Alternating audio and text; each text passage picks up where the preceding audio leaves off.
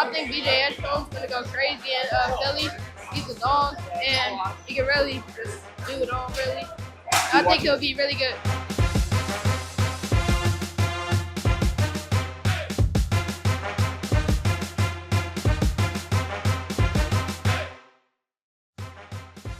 Welcome to the Casuals. Hoops are back. We had a reason to get into the studio for an emergency podcast, but I need to tell the people about you, John. There are certain things that they have to know. Before you go to that, not too much of an emergency because This is an emergency. What are you talking about? it's a day later. We react to emergencies in different ways. So the people need to know a few things about you. One, I feel like if you talk about the Mount Rushmore of things about John Martinet, the things that he likes, we're going to put UCF there. Like UCF. We're going to put tennis there. You like playing tennis. Got to put the road there. Love the road. You know what you like more than all that? You like being right. Boy. I mean, everyone likes being right. You really like being right. There is nothing you have ever been more right about, and nothing you may ever be more right about again in your entire life than VJ Edgecombe turning into what he is. Like, that's it. That all of our podcasts about this may last for the rest of his career, that we got to keep saying this. This is easily the most right you've ever been about anything ever. Yeah. And it started right away in game one of his career. If you go to game one of his summer league, you saw the flashes, right? And then a lot of people, it's summer league, it doesn't count. It counts. They always had a reason, right? Yeah. You know what? Summer league always counts until it's something bad. I bet if it's horrible, it would count then, right? And then when he had the 26 in the last game of the preseason, but watch when the real games come. And then what happened? He said, I one up you. He said, you didn't like my summer league. You didn't like my preseason. How would I do this against the Celtics in the Garden? And right away, he was like, Boston, I'm here. He announced his arrival, not just to Boston, that y'all got to deal with this for however long that I'm here, but he announced his arrival to the entire NBA because for opening night for most of the league, of course, Tuesday night you had 2 games on, but this was opening night for the rest of the league until Wemby played. VJ was the entire story because he was the one out there setting records. He was making all of these new milestones, and it came from out of nowhere. Even you expected it out of Wemby, right? Because Wemby is an all-star. Everyone projects him to be... Wemby's 7'4", he could dribble like a point guard. Yeah. He blocks like the greatest defender ever. Everyone expects him to be the face of the NBA. But for VJ to do this and break all of these rookie records and set all of these new milestones, it forced everybody to take a look and be like, oh no, all of the hype is absolutely warranted. In fact, he wasn't getting enough hype. No, and we've said this from the beginning. The disservice that the media, not us, the other media, even the media in Philadelphia, we could talk about that. was given them. It's just like, what did they not see in VJ? Like, I keep going back to saying this dude was probably our best player on the Olympic qualifying team. As a teenager playing with pros, like just seeing what his game is. That tournament, Deandre was the best player on the team. But seeing what he could do with pros, real pros, NBA pros in the NBA system, why did you not think it was going to translate from there? Because if you really think about that team, right, he would have been like the superstar. He would have been the ant that they drafted, and he's the one who's going to make the difference on the team because Buddy is the role player, DeAndre is the center, Eric is the veteran who's playing. VJ came in and he just glued everything together, and it was just like, hey, I'm pretty much Superman. What you gonna do? And to me, it seems like it falls in line with how everything was going, right? Because honestly, I mean, I know how you feel, but to me, Baylor looked easy. Baylor looked easy, and it was like, I'm going to just get through this. I'm going to show you a bit of what I can do. But he said it on Paul George's podcast. I'm going to be so much better in the NBA because the game is so different, because it plays exactly to my strengths. And he proved that right away. Yeah, but he didn't even have to say, like, Baylor, everyone makes a decision, right? Kentucky would have been a better one. But everyone makes who you telling? A decision, right? And my thing is, yes, Baylor was his best spot for him that he felt. You can never take that away, especially with someone who you know is going to be a one and done. He could have gone to any school in America, anywhere, and it was a one and done. Like, so be it. But Baylor the fit wasn't there. Too much guards, not enough big men, not enough centers. It's like deferring the ball. Like he was deferring a lot of Baylor. Listen, it was good for what it was good for, but this takes us back to the draft when we were there and we were watching the coverage, and as everyone were doing their pre-draft packages, and we thought, wait, are y'all forgetting somebody? And it was almost like at the end of their segments on ESPN, like you could tell the production truck talked to someone in their ear and was like, oh, we're forgetting about VJ. And they tacked him on to the end of the first segment because they talked about everybody else. They waxed poetic about Cooper Flagg, about Dylan Harper, about Ace Bailey. They were talking about everybody, Trey Johnson, whoever. And it's almost as if at the end, with the last 30 seconds left, we're forgetting about the best athletes No, it's in the like, draft. yeah, the producer comes and say, hey, you really skipped over one of the, and let's be real, there was 4 prospects, right? One was allegedly a no-brainer. 2 was, just there. Yeah. The third one, they were selling the dream. Like, I don't know what it is. Selling all the dreams. And then all of a sudden, it's like he's skipping and saying that you're skipping the best athlete. You're skipping the guy who's actually played against pros with pro. Like, it's just the eye test. Like, look, potential is everything. We know that in the draft. Everyone loves that potential. This guy potentially could be the greatest player. That's great. But also, show me what you can do right now at another level. Yeah. Exactly, before you're in college. And you saw the difference. You say Baylor just wasn't his fit. But he went from playing in the FIBA ball to then playing at Baylor. And you could just see the difference of the game. Like, the game just wasn't as smooth. That was smooth. Let's just get right to the Celtics game. So I feel like we had nervous energy all day because it was about it's time for VJ to play. Yeah, we had Buddy and Ayton the night before. I'm glad we had that the night before to get it out the way so we could focus solely on one game so we didn't have to go back and forth. That first quarter. Was it nervous energy, though? It was for me. It was for me. You know why? Because with all, you know how it is, with all of our guys, right? I feel like we are always going to view them in a different way, but I am so distrusting about how the way they're viewed through the prism of the media and the way they're covered by everyone else. It's almost as if, and he was already getting some negativity, like we talk about from Philly beat writers. Everyone was still, all through the preseason, they were still on this stump about Ace Bailey. No matter how well VJ played, it was like, yeah, well, Ace Bailey, maybe this and maybe that. Look at what's in front of y'all's face. You don't need the maybe, you need the right. Now. So all of that was still there. And I'm like, the pieces were in place. It came out that Embiid was going to start. I'm like, Embiid's not going to be healthy, but I don't know how this is going to impact VJ. I don't know how this is going to impact VJ. Quentin Grimes is back. I wanted to see how that was going to work. So there were a whole lot of other factors in there. Are they going to just stick Derek White on him the whole time? Derek White's supposed to be this elite defender. And they did do that. Mm-hmm. It didn't matter. No. Because he came out in that first quarter and made it look like when they was playing Montenegro and he dunked on Vucevic. It's just, okay, so he scored 10 points in a row, right? In the first quarter. He had 14 points. I think, what was it? He passed somebody who was kind of like the greatest scorer in NBA history already. Like, no. He passed everybody. You gotta really put this in perspective of everyone in the Bahamas has an irrational confidence with VJ. Let's put it this way. VJ is beloved. Everyone just like, because VJ is the closest thing to one of us that we've had, because he's gone to school. He's gone to high school here, and he stayed an extended period before he went off. And he was actually, seen playing in these tournaments. Like, shout out to 10th year seniors with the platform for being able to show these things. But, it's one of those things where when I think he said it something. I don't want my first point to be a free throw. Like, I think he said it somewhere. I think it's okay. Yeah, and guess what? It was a free throw. But then the next thing was a running, and he scraped the dunk. But then you just said, "Oh yeah, no, he's feeling it now," because he was just starting to slash. You know what I thought on that play? Oh, that first step was easy, and it's almost as if he felt it too, and he recognized it. Hold on, that was easier than I thought it was going to be. And then from there, all uphill. 34 points, 7 boards, 3 assists, and probably the glaring thing for me, made 5 threes. The fact that he even shot 13 of them. You know how much threes Buddy made the first night? I have no idea. 5. Really? VJ made the same amount as Buddy, and Buddy is an elite shooter. The fact that was the thing that everyone pointed to. Yes, he has this athleticism. Yes, we expect him to be good on defense, but can he shoot the basketball? You mean a moto guy? Yeah.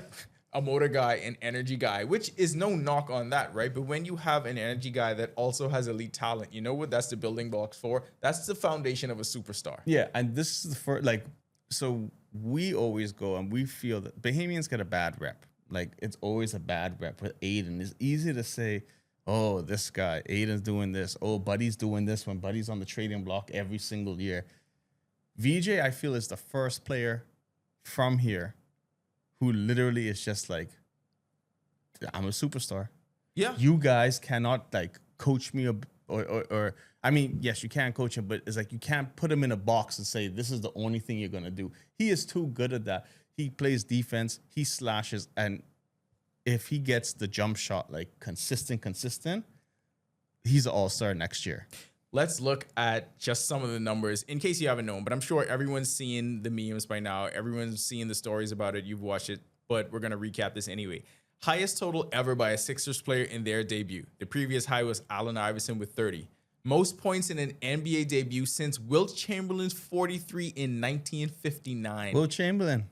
Third most points all time in an NBA debut. Like John mentioned earlier, the 14 in the first quarter. Some people ain't even scoring in the first half, and they was picked first overall. Anyway, 14 points in the first quarter alone, breaking LeBron's record of 12 in the first quarter. I just 13 for 26. The fact that, and 26 shots. 26 shots for a rookie to take 26 shots and just in the flow of the game, just not chucking it up. I feel like that speaks so much to his character and speaks so much to the type of player that he is. And like you kept saying about the national team stuff, it shows you that this lack of fear, this self-awareness, the self-confidence that he has, I think that's the thing that most people weren't taking into account that we knew was there. Mm-hmm. No, I like watching the game at the beginning, and it's funny to say it. In the first quarter, he deferred a couple times, like, you know, pass the ball until he realized he could just blow by him easily. Let me be the point guard, and then all of a sudden it was like, things is things, like things is things, and then Boston was down bad. Exactly, then Boston was down bad. But it's like he had it, and he said, I could still make the right pass play and swing the ball. Like everything wasn't, if I get the ball, I have to do this. He deferred. I mean, Tyrese Maxey had a hell of a game. I was about to say, you know what? Perhaps just watching that game, one of the biggest things about it, I mean, obviously you could point to the 34 points, you could point to the defensive effort. Tyrese Maxey fed off his energy. Oh, for sure. So when VJ started that in the first quarter, Tyrese Maxey said, young fella's going, I got to go too. And boy, did he. Because VJ had 14 in the first, and then Tyrese Maxey was like, I got to one-up you and have 19 in the second. But that's perfect when you could have that, the perfect complement. Because last year, I mean, I still feel like Tyrese Maxey was like, I'm injured because there was nobody else who was playing. Paul George was out, Embiid was out, but now to know that you got that dog with you, got that dog with you. Favorite backcourt in NBA history? Easily, by far, you got a Bahamian and you got a Kentucky alum. What else is there? So you could like switch to 76ers now. I mean, I got the hat right now. You can join Q. I already tell Q. I say, look. He's looking forward to this December 4th. He was like, we about to have a ball. And boy, will we. Boy, will we. But I'm just saying, just in general, you were a trailblazer for a little while, long time. Yeah. Well, I mean, people may not know, but we got to thank you for breaking me out of that. Then you got, you know, the Bahamians in the league. You want the success. Yeah. But you know what? Now you might have a legitimate team. Like 8 years. Together. 8 years. I'm not gonna lie. Full disclosure. Can they sign him to a Supermax right now? I hope so. Full disclosure. You know I wanted San Antonio. Yes. You know I wanted San Antonio. We both wanted it. Okay, because I wanted. You know what I wanted? Yes. I wanted 8 years, not just of VJ. 8 years of VJ, Wemby, and Stephon Castle. That's what I was looking at. Which, look, we were saying, and you could watch the video of us talking about when we was at the Barclays Center. When I was on vacation and I was working. Yes. Make that very clear to anyone that may be listening. Yeah. I just happened to be in New York on vacation. Happened to be there. That's the only reason I traveled to the United States. And then we had talked about it. We were just saying, I personally, like, you know, is it homerism? Sure. Homerism doesn't mean you're wrong. No, I felt more confident. Like, I understand the Cooper flag hype. Like, I understand that pick out get one. it. But then when I look at number two, and we've spoken about this, like, off air, on air, however many times. You have 2 kids in the lottery from Rutgers that could not get their team to the NCAA tournament. Like, I get eyeball tests. I get this. Is his dad was an NBA player? Are they looking at the pedigree type thing that, oh, you know, since the dad was an NBA player, then the lineage is there? And blah. I'm not saying that Harper isn't going to be a good player. Yeah, because I feel like he's a good player. But you put VJ with De'Aaron Fox, Castle, Wemby. That's 8 championships in 9 years. They might not have won this year, but they was winning the next. Once they win one, that's it. They done. Dynasty. They done. They're going to be the Celtics of when the Celtics when white people only played in the NBA. And that's it. And that's it. And then you had Bill Russell, and then all of a sudden it was like we winning all the chips. Exactly. Like that's what it was going to be. I agree with that. And so like I wanted San Antonio, but I said, you know what? I like the Philly situation too. But the Philly situation was dependent on a lot more, right? Because we need things to fall in place. And to take it back to this Boston game, it can't just be Tyrese Maxey and VJ save the world every night. Like, I don't know how long it's going to take for Joel Embiid to be healthy. You know what the crazy thing is? It can be. VJ's saying, yeah, okay, that's cool. Like, I just feel like VJ's everybody's like, cool. Yeah, okay. If you want me to do that, I can do it. I'm thinking long term. Is it the best basketball? No. Like you say, long term? No. It's not championship aspiration. But VJ got that dog in him, so he would say, yeah, I got that. I know, but you know what I was thinking. The minute this happened, and we were in Barclays, and I was saying this, the first thing I said when we got back down there was, you know, if Paul George could get healthy and Embiid could get healthy, the rest of the East was already falling apart. Tyrese Halliburton's hurt. Jason Tatum's hurt. You got the Knicks. You got the Cavs who are inconsistent. If everyone in Philly is healthy, this could legitimately be a team that goes to the finals. And so immediately we was thinking, we could be going from covering the draft to covering the finals in the same season. Like, that's a thing that could happen. And so I need Embiid to get it together. I think it's health. If Embiid and George comes back, right? Because all of a sudden now you're looking at Tyrese / VJ just 1-2. Like, you ain't even got to give him a position. You just say y'all on the court at the same time. Yeah. Then you got Paul George at the 3, right? You could put Oubre at the 4. Yeah. It doesn't matter. Yeah, you could play small ball 4 as long as you got Embiid. And then Embiid. And it's just like, bro, that's a team. And what is it, Barlow? Yeah. Look, who was actually pretty impressive. He was impressive for whatever it was. Like, I heard the name before because I know he's just a part of the team. Because, you know, now that we follow Philadelphia. Not every deep in the Philadelphia. It's just like he came and he put his numbers up and he did his job. Yeah. So this game, it was back and forth. Like I said, the Celtics were ahead. Philly had to come back and make that run. And I think that's what made VJ and Tyrese Maxey so impressive that night, because there was a point where Boston did the, okay, we've been here before thing, even though they don't have their full complement of players either. But they did the thing, and you wanted to see how the young team would respond. You wanted to see how this rookie would respond. And being behind by 9 in the second half meant absolutely nothing. Like, it didn't change the way he played at all. He didn't get tight. Everything was still in the flow of the game. Just his command for being on the floor. As high as our expectations was for him, I honestly did not expect that. But see, this is the thing, like, and this is when you see VJ practice, and a lot of people who have seen him practice know him.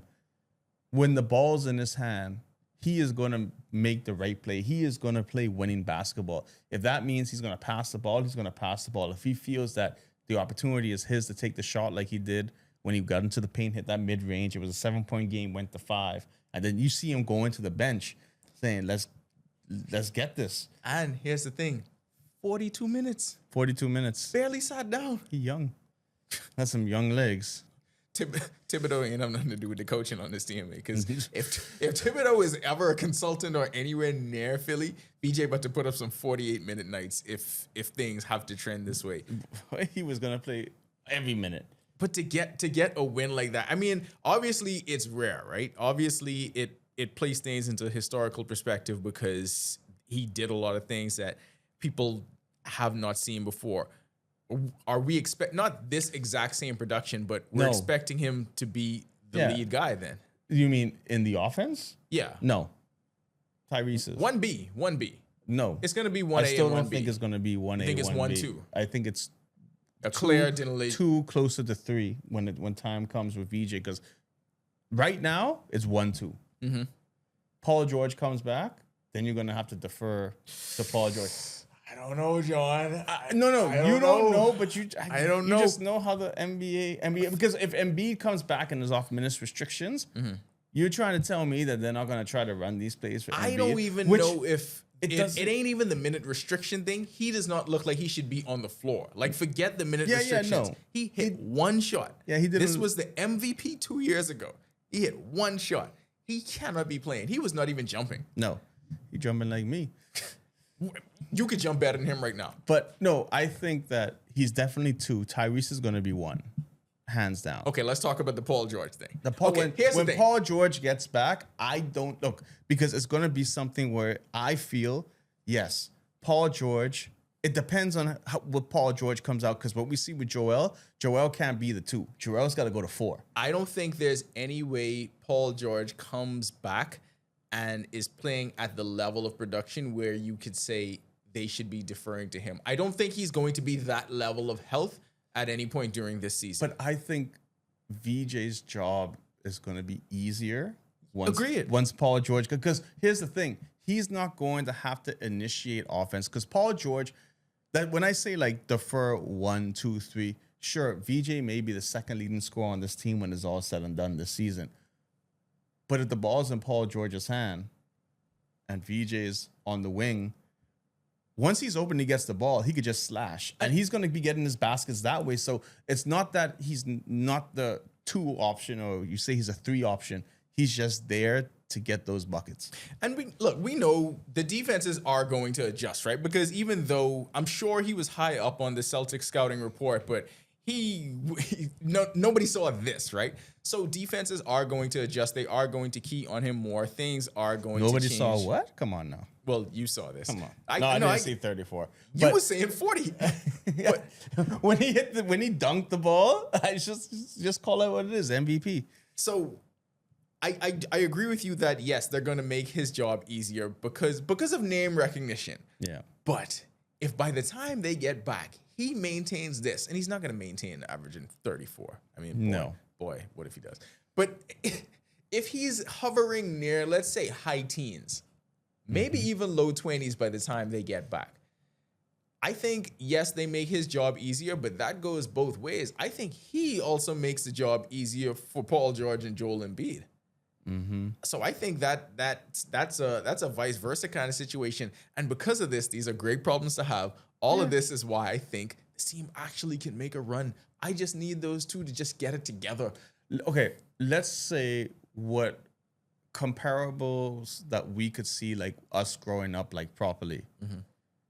The Indiana Miami series when Dwayne Wade was a rookie and he put his name on the map that, we're going to be a great team. That's the type of feelings you get with VJ in there, because he can create his shot. He can play defense. Like, the difference was Dwayne Wade didn't have Max. He had Lamar Odom and, Caron Butler. They ended up getting traded for Shaq. He also wasn't going to take 13 threes. Yeah, VJ's a much better shooter. But the athlete, like everyone says, young Jimmy Butler, better. Yeah, young. I feel like it's more of the Dwayne, because Dwayne Wade took that mantle as a rookie and said, you know what? This is my team, and however far we go, that's going to be when they beat, I think it was Charlotte in that first round. They beat Charlotte in that first round, and everybody was like, okay, this is a guy. Yeah. I mean, I knew that because he had that triple-double and beat Kentucky when we were supposed to go to the Final Four that year, but whatever. That's neither here nor there. Marquette. Anyway, so the VJ show, we're going to watch this. This is so great for Adidas because the rollout of all their VJ content just perfectly coincided with everything. Yep. Like they dropped the first part of the commercial before the game, and then he had the perfect game for them to drop the second part. The Adidas marketing team got to be like, I cannot believe we got one. I can still use some Adidas gear though. I mean, you make it very known every time we do one of these pods. Like, hey, look, I with the team. I like things, you know. I just letting y'all know. You just let them know every time. Yeah. You with the team. BJ, when you watch this, you know, you could we could set something up. We could set something up. All right. So basketball is ebbs and flows. So we have to go from the emotional high of everybody just being on the VJ bandwagon. But before we get off it, you need to talk about the bandwagon. Let's go. no, everyone's welcome. Yeah, okay. Everyone's welcome. Everything cool. I love it. Yeah, just know that y'all in the back of the bandwagon, and there's people who are in the front of the bandwagon, right? Who is leading the way, leading the charge. Drive the bus. Yeah, you know, I got like, you know, this first class, Yeah, and this premium economy. You do and like then to there's fly the first rest. class. Yeah. So I opened that first class section from the jump. But let's really think about it. Like you say, VJ's not averaging 34 points in the season, right? Maybe, yeah. No. I mean, boy, the way these people scoring this year, it's insane. What But did SGA have tonight? I think he reality had is going to come down where he's going to have an average game. Yeah. And an average game for him might be a 12-point. He's a rookie. Yeah, Like a that kind of 12-point thing game. is gonna When I happen. mean average, I mean like just it ain't going to be his day. No, and let's- I feel his day, his worst day would be like an 8 to 12-point game. Let's be real. He's going to have the horrible shooting night. Like Yeah. that's going to happen. But you know the thing It's about 82 it. games. But you know the thing about it is though, I feel like he's one of those players. He'll have like that horrible shooting night where he goes like 4 for 18, but then he'll get to the line like 8 times. Yeah. So it still wouldn't be as But bad. that's the whole purpose. And Buddy's best season, he averaged 21 points a game. Mm-hmm. I wouldn't be surprised if VJ's at like 23, 24 points a game this season. He could definitely be up there. If Paul George and Embiid are out for an Oh, no, extended yeah, period for of sure. time, and he has to, because that's a big part of this, right? You have all of these extra shots because those two guys are not there. He's not gonna have the leeway to take that many shots if those two are back in there. Yeah, but that's the reality of the situation. Everyone's welcome aboard the Everyone bandwagon. is welcome. We love this. Like all the any attention that Bahamians get, any attention you bring to Bahamas basketball or to the Bahamas in general, Welcome. We with the shits. We with all of it. So join the bandwagon. Bring some more people. You can with join you. the Kentucky bandwagon too. I mean, I just saying, like, imagine it. That's a backcourt. Though. Let me just go back to this for a second. Imagine if he just made the decision to go to him and Tyrese Maxey would have been boys from then. If he just made the decision to go to Kentucky, The like thing he is, was VJ can be supposed to. boys. Everyone, it don't matter. Yeah, all right, fine. Still needed him to be a Wildcat. So we go from the emotional high of VJ being the greatest rookie we've ever seen. We got to talk about the much maligned DeAndre Ayton Laker debut. And I've been fighting this for 2 days. I've been trying to justify it. I've had private moments where I'm like, DA, why did you put me in this position? Because I'm going to have to keep fighting. And I feel like, you remember it's like Michael Irvin was on First Take, or I'm not sure. He was on some ESPN show, and he was giving that motivational speech to the Cowboys, and he was like, nobody believes in you. What are you going to do? I'm going to post it the next time the Lakers play. I feel like that's the speech I have to give to Ayton. Because, like, right now, all of these people talking shit, from Shaq to everyone in their WhatsApp groups, everyone in their group chat, everyone is talking shit. The spotlight is on you now. You were the one that said you liked and you want the spotlight. You want to be a part of this winning tradition. You got to do some shit. Who you blame, LeBron? I can't blame LeBron. You know why? You know what? Here's why I can't blame LeBron, right? Because for all of the same reasons, VJ had this opportunity because the stars were out. Mm-hmm. DA had the opportunity too. Luka didn't go in there saying, I'm going to shoot everything and I'm going to get to this 40 points. That came in the flow of the game because ain't nobody was going with him. At that point, Austin Reeves wasn't playing well. They were trying to force feed DA. He just wasn't being aggressive. I don't understand the mentality of why he's not shooting more shots.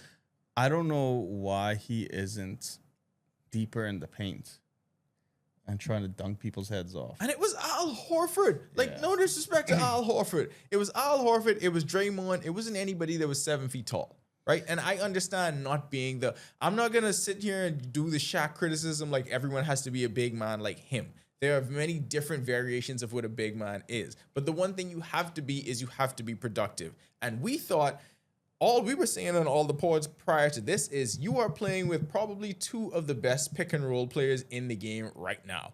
Like, Luka can make you an absolute star playing off the pick and roll. You came from playing with Chris Paul. Mm-hmm. They went to a championship game. You was playing with someone that was so great at the pick and roll. What is happening now? I don't know. It's confusing, but you just hope that it's the first game. Like, it's crazy to say, but their first game jitters in LA or something. It looked like it. Yeah, where it's just like the moment is real, right? And sometimes some people look at it and they're like, "Oh, damn! Like this is for real." Hopefully, like I said, the Lakers' game plan that good? I don't really think so.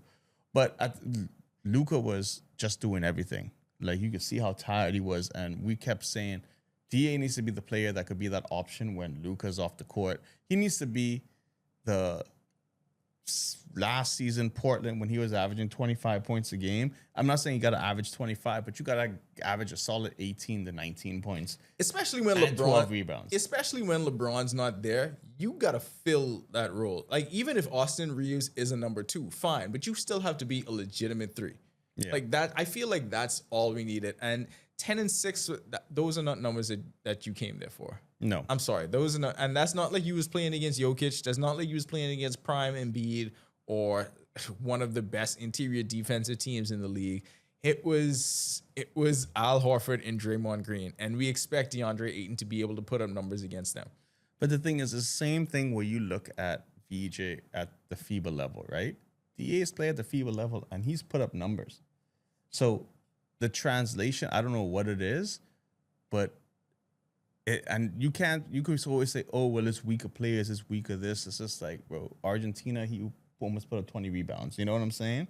Like his motor was a little different playing for Bahamas than what it was playing in this first Lakers game. But he just, I don't know. It's just like, I hope once it clicks, then that's it. Like he just continues the streak of being like, oh, I have to do this. If it sounds like a therapy session, that's kind of what it is, because I actually really want to figure out why. I actually want to get it. Like I want to do a deep dive and understand what it is, because it kills me to see him being killed like this in the media. Yeah. And you know what? There's no justification for it, because it really ain't much we could say. And I ain't even just talking about the US media. I am talking about here. Like here, people aren't with it. No. But I don't get it. I don't get it. Like he's just as much.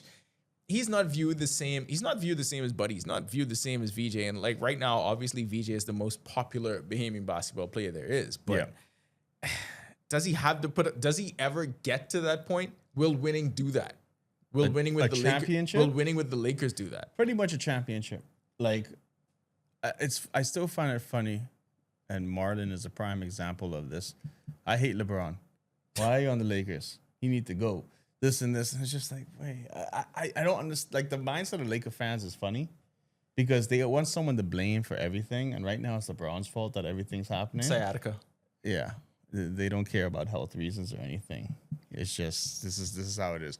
But then, yeah, no, the easiest person, we said it earlier, you point to a player and it's like, boom, Deandre Ayton. Even though he's getting paid less than a lot of these players on the team, he's the reason why we're failing. I mean, the thing I'm surprised with DA, sometimes I'm looking at the stats, 5 for 7 shots, right? See, and that's the thing. It's always like, I feel like he should be taking around 15 shots a game, be more aggressive and take the shots. And that's where my issue is there, because so it's the inverse of what we were talking about with VJ, right? The fact that he was taking so much shots tells me about his mentality. Look, I'm gonna shoot this shit. Like I'm going to be a factor in this game.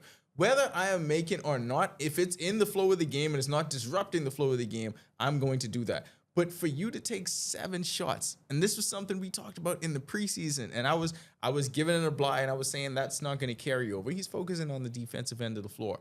Well, in the flow of the game, they needed you here, and that just wasn't apparent. And that's the kind of thing that troubles me, right? Like being passive, like low impact defensively, like minimal influence on the paint. All of this is going to lead to chemistry issues, I feel. Yeah, I mean, I know Luka only played in a couple games in preseason. I don't know what the practices are like. But there's a disconnect with the team somehow. Like with the Lakers, you could see that it's not all there. Like if you watch, you could complain about every single player you want to, but there was times on the court when you're watching the game. Everyone was just standing watching Luka. And it would be like, all right, Luka's here. Then you try to spread it out. 2 people on the same side in the same corner. When you're trying to do these pick and rolls and and screens, like people like, I feel like they were just missing assignments. See, the thing about it is he is supposed to be a missing piece, and we don't want to have too much of a knee-jerk reaction. It's been one game, but Jackson Hayes wasn't going to get it done because he's a one-dimensional kind of player. The difference is they wanted someone like Ayton who can impact both ends of the floor. Yeah. So he's supposed to be seen as a missing piece. He just has to be that. How much do you think things change when LeBron gets there? Does it make it better or make it worse? It probably makes it better because I don't see how anything gets worse with LeBron, except if you're Damian Jones. But I just don't understand. Like, Luka's great, but you could see why in the long run why the Mavericks traded him because no. Honestly, if Luka's by himself, he's a very ball dominant person, and you can see why. So I mean, my whole thing is once LeBron gets back, I think that evens out the minutes, the points, and DA is going to be able to get some more easy baskets. You don't think Luka had to do that though? Because there was nobody else on that Laker team that was riding with him offensively. That night. Austin Reeves came on late because he was in foul trouble. Other than if Luka wasn't doing that, they get blown out by 20 in the first half. But I mean, I'm looking at the stuff, and at the beginning of the game, Luka and DA under the basket, and Luka is just grabbing everything, and it's just like let DA get the Why? No. Why is Luka grabbing everything? Because he triple Luka's 6'8", 6'9". Why is Luka grabbing everything? You are 7 feet. The ball reaches to you before it gets to Luka. Like that. No, we can't. That's our boy, but we can't do that. We gotta be real. We can't say Luka should let him. We're trying to win a game. Whenever the next game is, it's going to be a lot of eyeballs on that game. Because like you say, that first game could always be, we'll see what it is. Maybe there wasn't something gelling. They play the Timberwolves. So when's that? That'll be Friday night. Oh, gosh. So they got the Timberwolves. And let's just put it that way. Is this episode going to be out before that game? We don't know. But yeah, but putting this out in the morning. Yeah. Rudy Gobert, is he playing? Oh gosh, yes. So that's a test that we'll see, and we'll see how he deals with the test. I don't like that test. You don't like the test, but I mean, you get punched in the face quick. You got to make it happen. You know what? Yeah. Fuck it, man up. Yeah, like that's what it got to be at this point. Revenge game. All right, let's go to Buddy. The old Warriors was very unsure about this approach. I was unsure about the Al Horford signing. I wanted them to go younger. They were almost forced into bringing Kuminga back. I don't know why. Kuminga obviously is an impact player. He showed that last season. Definitely showed it in the playoffs. Showed it in the first game against the Lakers because he was trying to go shot for shot with Luka at a certain point. Yeah. Obviously, what they needed. My biggest concern with them is health and depth. Jimmy Butler has a full season there now, so obviously that makes a difference. But this team did break down in the playoffs. And my concern with them, everyone outside of Kuminga is on the other side of 30. Yeah, the age thing is always good. I don't see like the size that they're supposed to have because Draymond playing center. They don't have that. To me, that isn't gonna.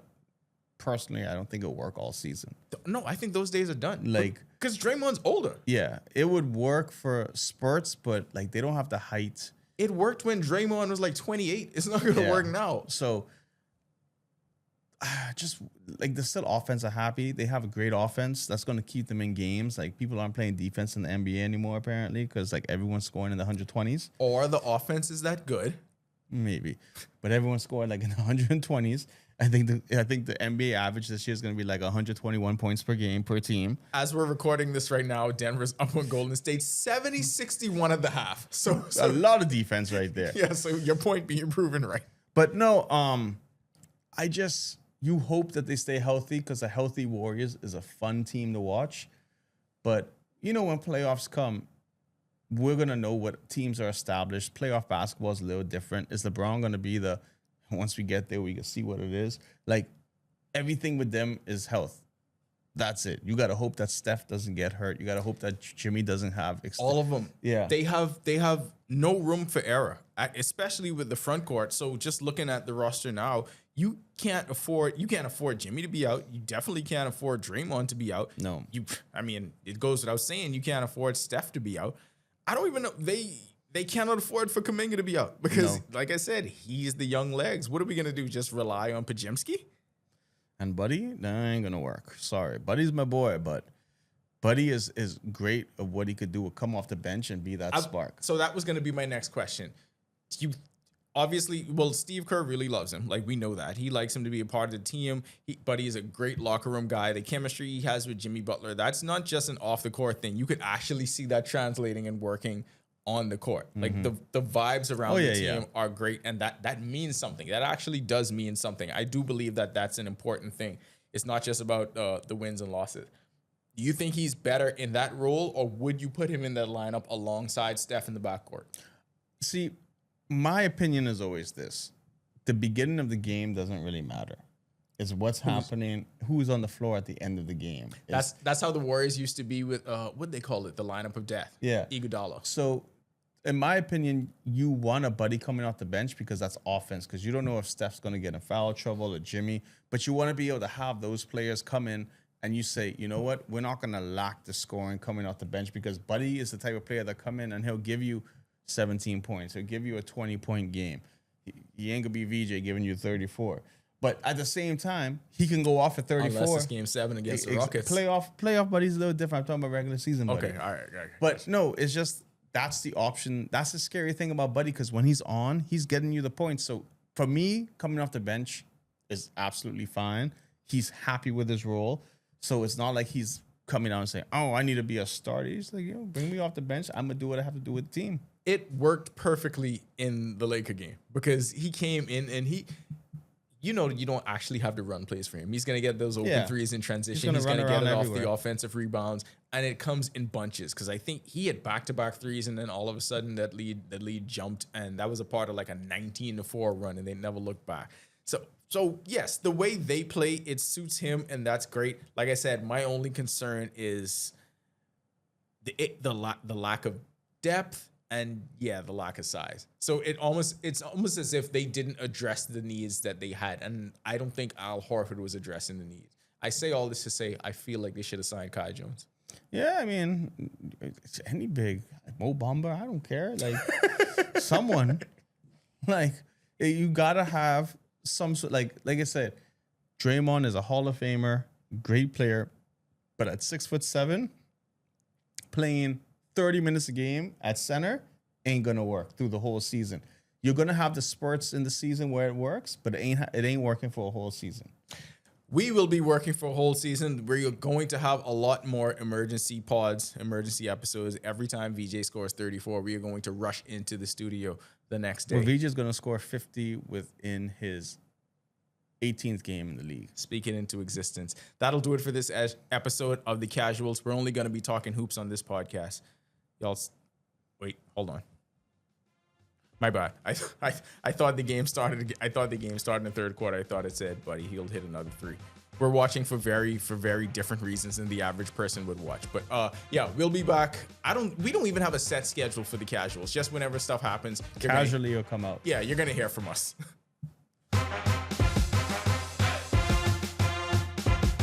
I think VJ Edgestone's gonna go crazy in Philly. He's a dog, and he can really just do it all. Really, I think he'll be really good.